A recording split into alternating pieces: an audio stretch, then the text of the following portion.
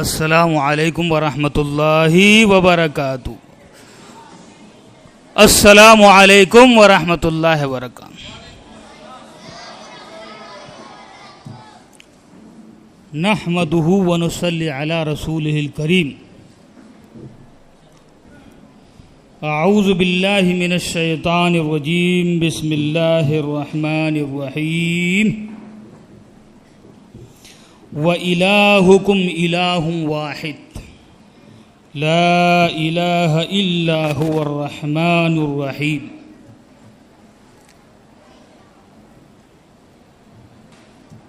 سامنے تشریف فرما معزز اور مکرم. اب معزز و مکرم تو عربی میں کہہ دیا، باقی ہندی میں کہہ دیتا ہوں. بڑے حضرات، بڑے لوگ سامنے بیٹھے ہیں، خاص مہمان ہمارے لاکھی مسجد کے امام صاحب بھی ہیں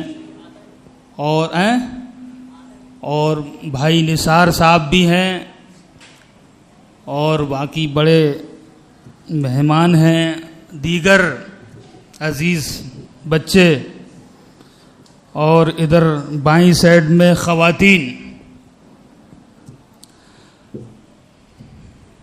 موضوع کوئی خاص نہیں ہے، عقیدے کے تعلق سے کچھ باتیں چیدہ آپ کے سامنے رکھنا ہے. آسان سی بھاشا میں، تقریر نہیں ہے، درس ہے، مگر آسان سی بھاشا میں دو چار باتیں رکھوں گا. کچھ ایسی باتیں جو آپ حضرات سنتے رہیں لیکن اس کا صحیح مفہوم سمجھ میں نہیں آتا ہے. سنتے تو رہے ہیں، اور ان بچوں کی تقریروں میں بھی وہ باتیں آئی ہوں گی، لیکن اس کا مفہوم سمجھ میں نہیں آیا ہوگا کہ مطلب کیا ہے اس کا.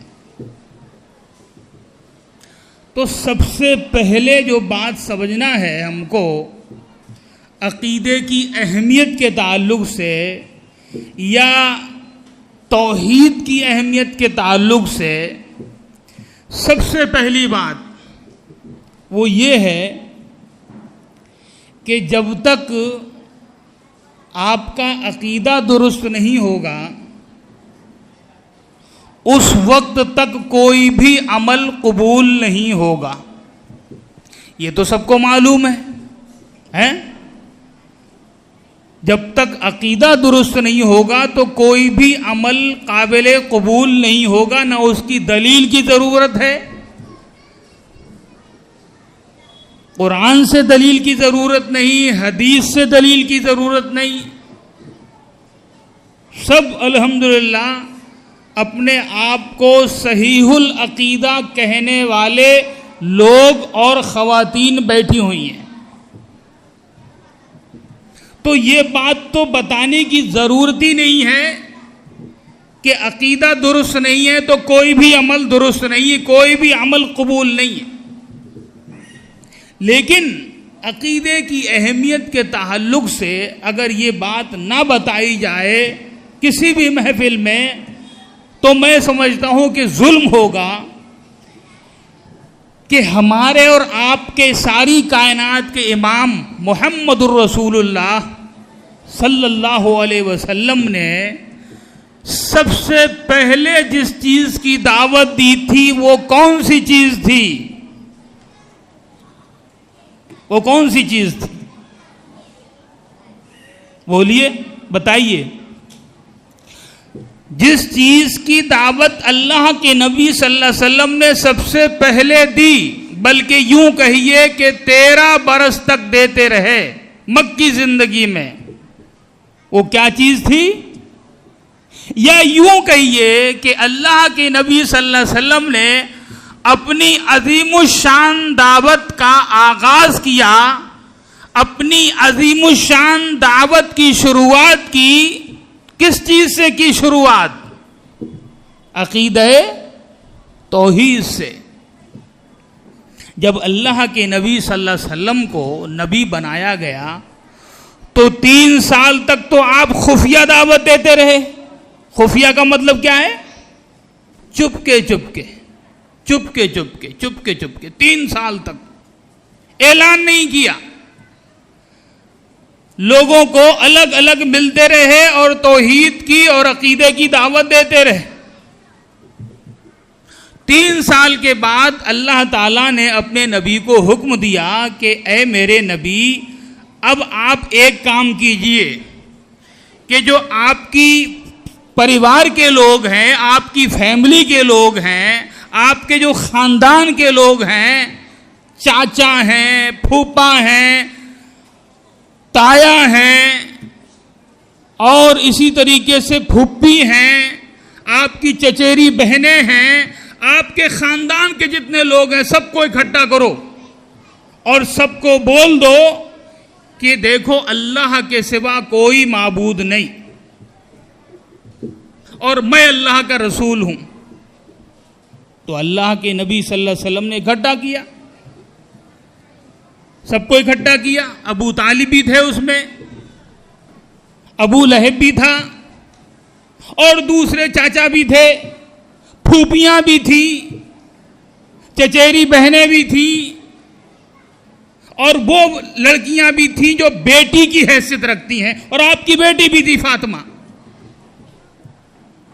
اللہ کے نبی صلی اللہ علیہ وسلم نے کھانے کا انتظام کیا ہلکے پھلکے، اور کھانے کے بعد پھر آپ لوگوں کو بتانے لگے. تو ابو لہب نے کہا کہ محمد صلی اللہ علیہ وسلم، آپ نے ہم کو اکٹھا کیا، ٹھیک ہے، آپ نے ہم کو کھانا کھلایا، ٹھیک ہے، لیکن اب جو بات بولنے والے ہو وہ بات بولنا نہیں ہے، آپ کو بالکل نہیں بولنا ہے، ہم سننے کے لیے تیار نہیں ہیں آپ کی بات. اللہ کے نبی صلی اللہ علیہ وسلم خاموش رہے. پلان کینسل، مجلس برخاست.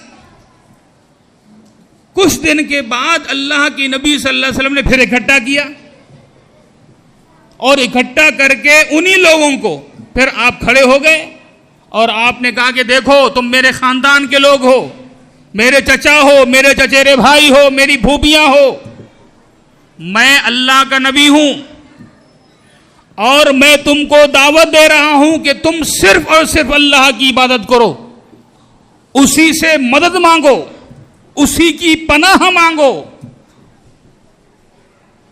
اسی کے نام پہ قربانی کرو، اسی کے نام پہ نظر مانو. اللہ کے نبی صلی اللہ علیہ وسلم نے اپنی دوسری محفل میں جس میں آپ کو موقع ملا توحید کی دعوت دی. آپ پڑھ کے دیکھو، اس سے معلوم ہوتا ہے کہ سب سے پہلی دعوت جو محمد الرسول اللہ صلی اللہ علیہ وسلم نے دی وہ عقیدے کی تھی، وہ توحید کی تھی. تو سب سے پہلے کس کی دعوت دینا چاہیے؟ کس کی دعوت دینا چاہیے سب سے پہلے بتائیے؟ اچھا چلو دعوت کو تو چھوڑو بھائی، سب سے پہلے ہم کو کیا سمجھنا چاہیے؟ کیا چیز سمجھنا چاہیے؟ سب سے پہلے ہم کو توحید سمجھنا چاہیے، عقیدہ سمجھنا چاہیے. اور ہم سمجھتے کیا ہے پہلے بتائیے؟ سب سے پہلے ہم کیا سمجھتے ہیں بڑے ہو کر؟ کیا سمجھتے ہیں؟ ابھی اس دن بات ہو رہی تھی کہ توحید کی 3 قسمیں ہیں. کتنی قسمیں ہیں توحید کی؟ توحید کی 3 قسمیں ہیں. ایک توحید ربوبیت، دوسری توحید الوہیت، اور تیسری توحید اسماء و صفات. اب میں یہاں پر اتنی ماشاءاللہ بیٹھی ہوئی ہیں ہماری بہنیں اور اتنے ماشاءاللہ معزز بیٹھے ہوئے، میں کسی سے پوچھ لوں کہ آپ ذرا توحید ربوبیت کی پریبھاشا کرو، اور میں خاص کر آج یہی چیز بتانے کے لیے کھڑا ہوا ہوں بالکل آسان سی زبان میں. توحید ربوبیت اور توحید الوہیت، توحید اسماء و صفات کیا ہے؟ کسے کہتے ہیں توحید ربوبیت؟ ذرا بتاؤ.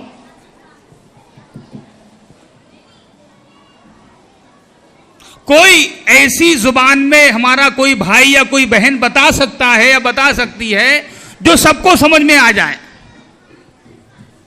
کتاب میں تو سب پڑھ لیتے ہیں بچے کہ بھی توحید کی 3 قسمیں ہیں، توحید ربوبیت، توحید الوہیت، توحید اسماء و صفات. اب مطلب کیا ہے اس کا؟ کیا مطلب ہے اس کا؟ توحید ربوبیت کا کیا مطلب ہے؟ توحید الوہیت کا کیا مطلب ہے؟ توحید اسماء یا توحید صفات کا کیا مفہوم ہے؟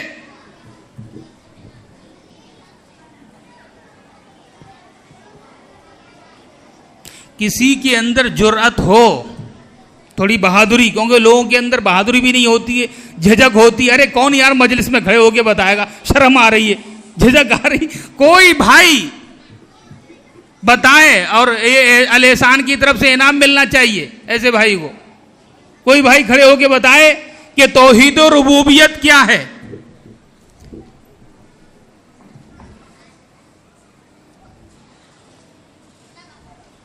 بچے بتاؤ، کھڑے ہو کے بتاؤ توحید و ربوبیت کیا ہے. ادھر آؤ، باہر نکل کے آؤ.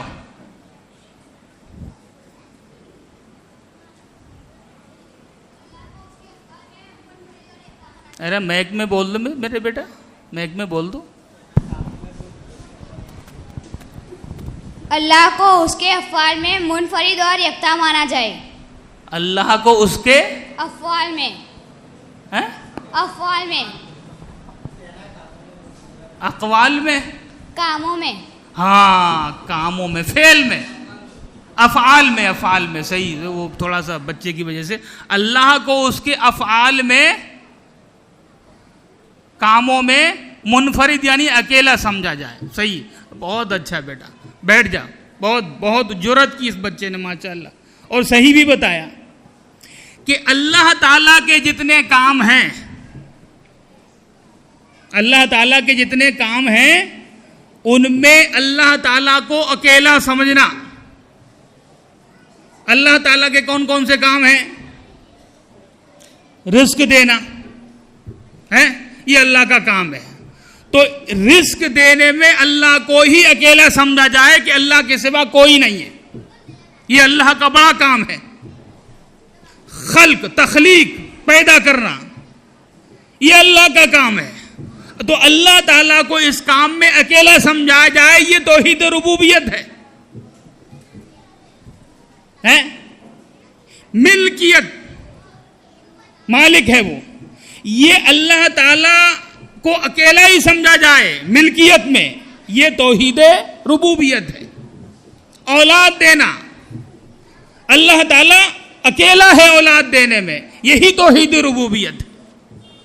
تو اللہ رب العالمین کے جتنے بھی کام ہیں ان کاموں میں کسی کو بھی شریک نہ سمجھا جائے، صرف اللہ کو اکیلا سمجھا جائے، یہ توحید ربوبیت. یہ آسان سی پریبھاشا ہے،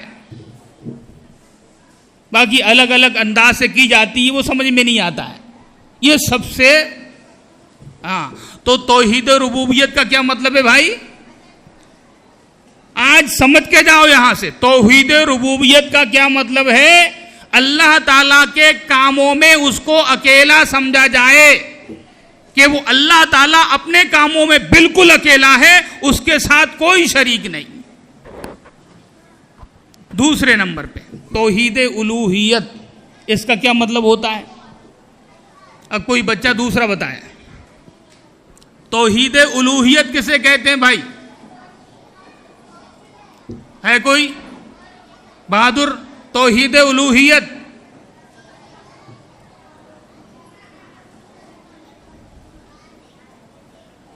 دیکھو سمجھو، چلو کوئی بات نہیں. توحید الوہیت کا مطلب یہ ہے کہ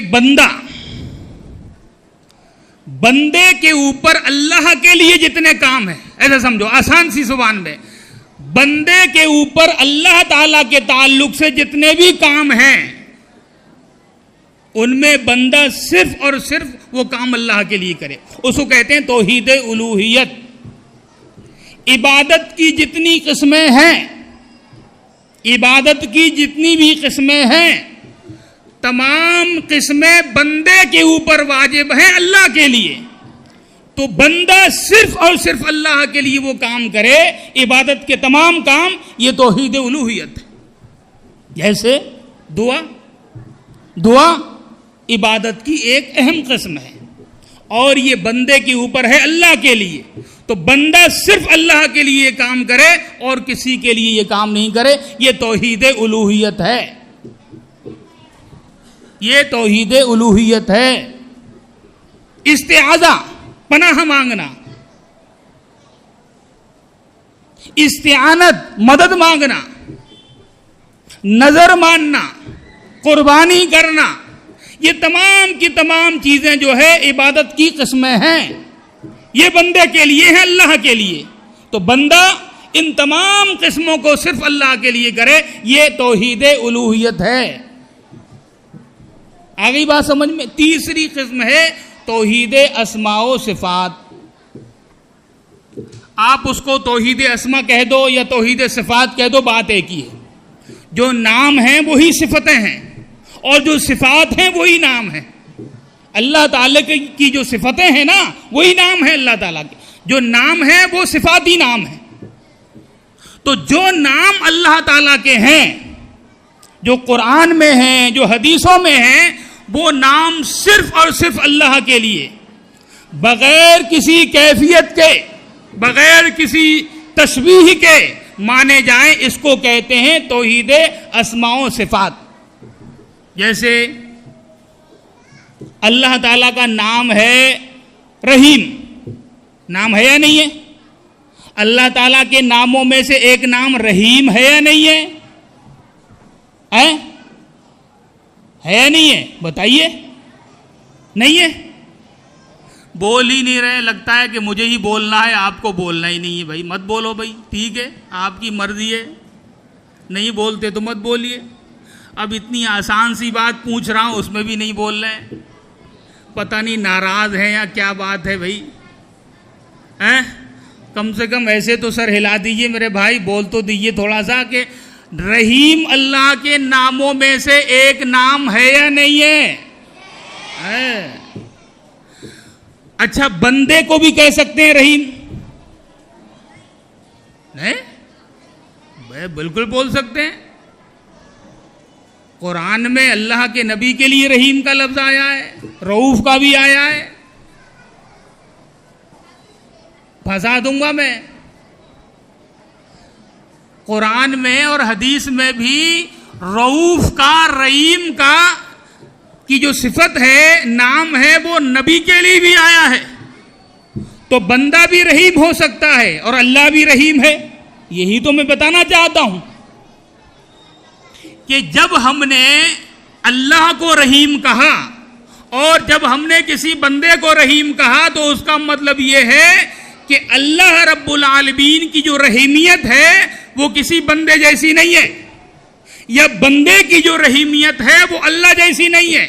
یہی تو مطلب ہے کہ اللہ تعالیٰ کی صفت کو بغیر کسی تشبیہ کے، بغیر کسی کیفیت کے صرف اللہ کے لیے ماننا، وہی توحید اسماء ہے، وہی توحید صفات ہے. بات سمجھ میں آئی نہیں آئی؟ نہیں آئی. چلو آ گئی الحمدللہ، بہت ماشاءاللہ. تو بہرحال اب میں اپنی بات کو ختم کر رہا ہوں، زیادہ دیر نہیں بولوں گا کیونکہ یہ جو ہے پروگرام اصل میں بچوں کا پروگرام ہے. 20 منٹ ہو گئے مجھ کو بولتے ہوئے، اور میں ایک ایسا آدمی ہوں کہ ٹائم کا بہت خیال کرتا ہوں میں الحمدللہ. ایسا نہیں کہ بس کھڑے ہو گئے تو بس اب ہمارا اسٹیج ہو گیا، ایسا نہیں ہونا چاہیے، اور ہمارا مائک ہو گیا.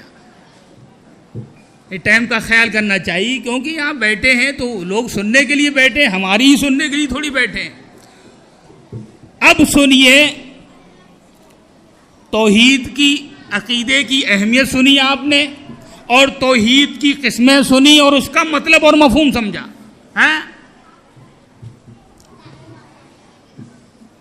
توحید ربوبیت. توحید ربوبیت آپ کو معلوم ہے. آپ کسی غیر مسلم بھائی کے پاس جائیں گے, توحید ربوبیت کو تھوڑا مانتا ہے, وہ جیسے کفار مکہ توحید ربوبیت کو مانتے تھے. کفار مکہ توحید ربوبیت کو مانتے تھے کہ نہیں مانتے تھے؟ بولو بولو. کفار مکہ, مشرکین مکہ توحید ربوبیت کو مانتے تھے کہ نہیں مانتے تھے؟ بولو. خواتین جواب دیں. ارے یہ تو معلوم ہونا چاہیے نا بھائی, ہم مسلمان کس بات کے ہیں یار, یہ بھی معلوم نہیں ہم کو. یہ تو ہم کو معلوم ہونا چاہیے نا. جب ہم نے توحید ربوبیت, ادھر سنو, توحید ربوبیت اور توحید الوہیت کا فرق سمجھ لیا, انتر, تو ہم کو اس بات کا جواب دینا پڑے گا کہ کفار مکہ توحید ربوبیت کو مانتے تھے کہ نہیں مانتے تھے؟ بولو بتاؤ. مانتے تھے, مانتے تھے. میں اصل میں بڑوں سے پوچھنا چاہتا تھا کہ توحید ربوبیت کو مانتے تھے, کفار مکہ مانتے تھے. مطلب یہ ہے کہ کفار مکہ اللہ کو خالق مانتے تھے, اللہ کو رازق مانتے تھے, اللہ کو مالک مانتے تھے. تو میں کیا بتانا چاہتا ہوں کہ جب آپ کسی غیر مسلم بھائی کے پاس جا کے ملو اور وہ توحید ربوبیت کو مانتا ہے, تو آپ توحید ربوبیت کے ذریعے اس کو توحید الوہیت کا قائل کیسے کرو گے؟ نہیں آئی بات سمجھ میں؟ آپ کسی غیر مسلم کو, کسی مشرک کو کہو, کسی غیر مسلم کا لفظ مت استعمال کرو, مشرک کو, کسی مشرک کو توحید ربوبیت کے ذریعے توحید الوہیت کا قائل کیسے بناؤ گے؟ یہ سوال ہے. بنا سکتے ہو آپ؟ یہی تو یار دعوت ہے, اس لیے تو ہم دعوت میں پیچھے ہیں, اس لیے ہم دعوت و تبلیغ میں پیچھے ہیں کہ ہم کو معلوم نہیں کہ ہم کسی سے کیسے بات کریں.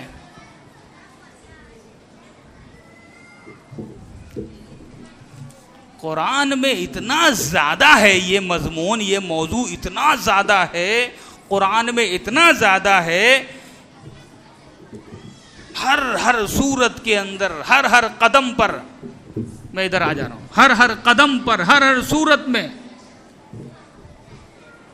ایک چھوٹی سی مثال دے رہا ہوں اور بات اپنی ختم کر رہا ہوں, آدھا گھنٹے کا ٹائم ہے نا میرا. ہاں, اللہ رب العالمین نے سورہ نمل میں آیت نمبر 60 میں فرمایا ہے, پوچھا ہے, امن خلق السماوات والارض, توحید ربوبیت کے ذریعے توحید الوہیت سمجھاؤ کسی کو. امن خلق السماوات والارض وانزل لکم من السماء ماء فانبتنا به حدائق ذات بہجہ ما کان لکم ان تنبتوا شجرہا اِلٰہٌ مع اللہ, اِلٰہٌ مع اللہ.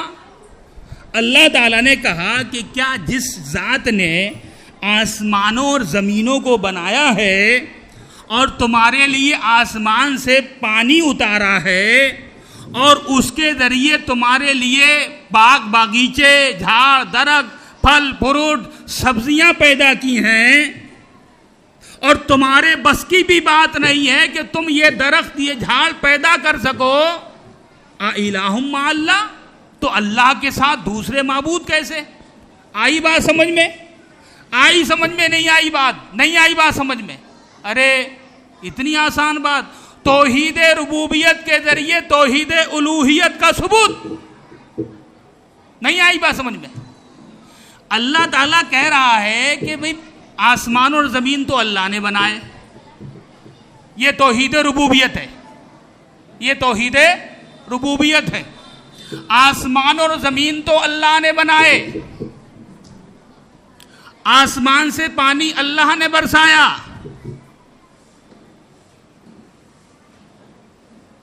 پیڑ پودے سبزیاں اناج غلے اللہ نے بنائے، تو اللہ کے ساتھ دوسرے معبود کیسے؟ یعنی اللہ کے ساتھ دوسروں کی عبادت کیسے؟ حالانکہ ان آیتوں میں 3-4 چیزیں اور بیان کی ہیں، مگر میں نے ایک ہی چیز پیش کی ہے آپ کے سامنے. آئی بات سمجھ میں؟ اللہ تعالیٰ نے توحید ربوبیت کے ذریعے توحید الوہیت کا اقرار کروایا کہ جب میں خالق ہوں، میں رازق ہوں، میں نے سب کچھ پیدا کیا، میں مالک ہوں، تو عبادت دوسرے کی کیسے؟ یعنی پہلے توحید ربوبیت کا سوال کیا اللہ نے، پھر اس سوال کے ذریعے بندے پہ چھوڑ دیا کہ تو دوسروں کی عبادت کیوں کرتا ہے. یعنی توحید ربوبیت کو مانتا ہے تو تجھ کو توحید الوہیت بھی مان لینا چاہیے. اب میں آپ کے سامنے ایک بات پیش کر رہا ہوں. قرآن مجید کی 2 آسان سی صورتیں، قرآن شریف کی 2 آسان سی صورتیں، ایک پہلے نمبر کی، دوسری آخری نمبر کی. ان دونوں صورتوں سے توحید کی تینوں قسمیں کون ثابت کر سکتا ہے؟ ذرا ہاتھ کھڑا کیجئے، ہاتھ اٹھائیے ذرا. سورہ فاتحہ سب سے پہلی صورت ہے نہیں ہے؟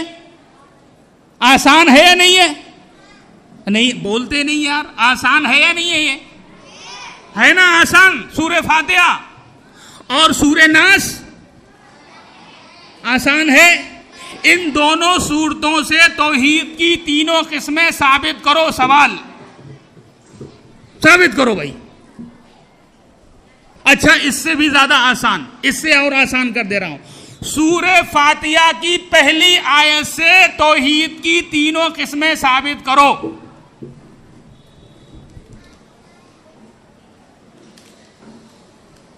سورہ فاتحہ کی پہلی آیت سے توحید کی تینوں قسمیں ثابت کرو. میں اپنا گلا کیوں پھاڑ رہا ہوں؟ کہ میں کیوں چلا رہا ہوں؟ میں یہ باتیں کیوں بتا رہا ہوں؟ کیونکہ انہوں نے، زبیر بھائی نے مجھے یہ بتایا ہے کہ آپ کو عقیدے کی اہمیت لوگوں کو موٹی موٹی بتانا ہے. تو یہ عقیدے کی اہمیت ہی ہے.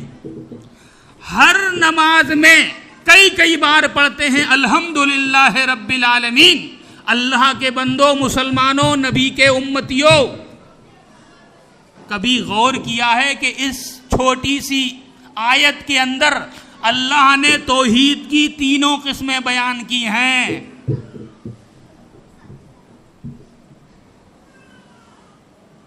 بھائی چلو ختم کر رہے ہیں اپنی بات برابر. اب جو بھی بتا دے زبیر بھائی، یہ تینوں قسمیں جو بھی بتا دے اس کو انعام دے دینا. چلو ٹھیک ہے. اللہ تعالیٰ ہم کو توحید سمجھنے کی توفیق عطا فرمائے. چلو بتائیے جاوید بھائی، بتائیے. اصل میں بچہ بتائے تو اور اچھا ہے. آپ بھی بتائیے. چلیے ہاں بتائیے. ارے شوق تو پیدا ہو لوگوں کے اندر. الحمدللہ رب العالمین کے اندر توحید. السلام علیکم ورحمۃ اللہ وبرکاتہ. السلام ورحمۃ اللہ وبرکاتہ. الحمدللہ رب العالمین، اسے ہم ہر نماز میں پڑھتے ہیں اور اس کے بنا نماز ہماری ادھوری ہے. ہاں سب سے پہلے الحمدللہ، تمام تعریف اللہ کے لیے، رب العالمین جو تمام عالمین کا رب ہے، ہاں تمام عالمین کا رب ہے. ہاں اور اس کے آگے جو آپ نے بتایا کہ سب سارے لوگوں کا انکار کرنا، اس میں آتا ہے ایاک نعبد و ایاک نستعین. نہیں، الحمدللہ رب العالمین سے بتائیے، صرف ایک آیت سے توحید کی تینوں قسمیں. توحید ربوبیت، توحید الوہیت ہاں اور توحید اسماء و صفات. کیسے اس آیت سے کیسے جو ہے تینوں قسمیں ثابت ہو رہی ہیں؟ تمام تعریف اللہ کے لیے. ساری تعریف مراد ہے نا، ساری تعریف اللہ کے لیے جو تمام عالمین کا رب ہے. پہلی توحید ربوبیت ہو گئی نا. کون سی؟ الحمدللہ. ہاں کیسے؟ وضاحت کرو نا تھوڑی. نہیں وضاحت نہیں ہوگی. جزاک اللہ. جزاک اللہ. کوئی بہت، چلو ہمت تو کریے آپ نے آنے کی. کوئی بات نہیں، اللہ تعالیٰ جزائے خیر دے.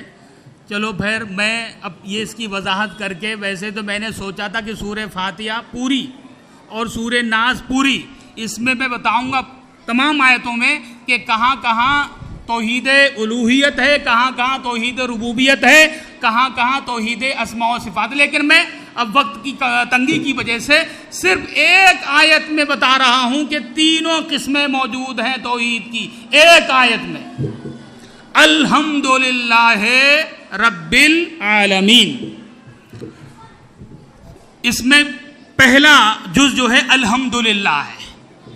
الحمدللہ میں توحید ربوبیت اور توحید الوہیت کیسے؟ تمام تعریفیں اللہ کے لیے، اللہ کی تعریف کرنا یہ عبادت ہے یا نہیں؟ یہ بولو، اللہ کی تعریف کرنا عبادت ہے یا نہیں ہے؟ تو یہ تعریف کس کے لیے کی جائے گی؟ اللہ کے لیے، اللہ کے لیے کی جائے گی نہیں کی جائے گی؟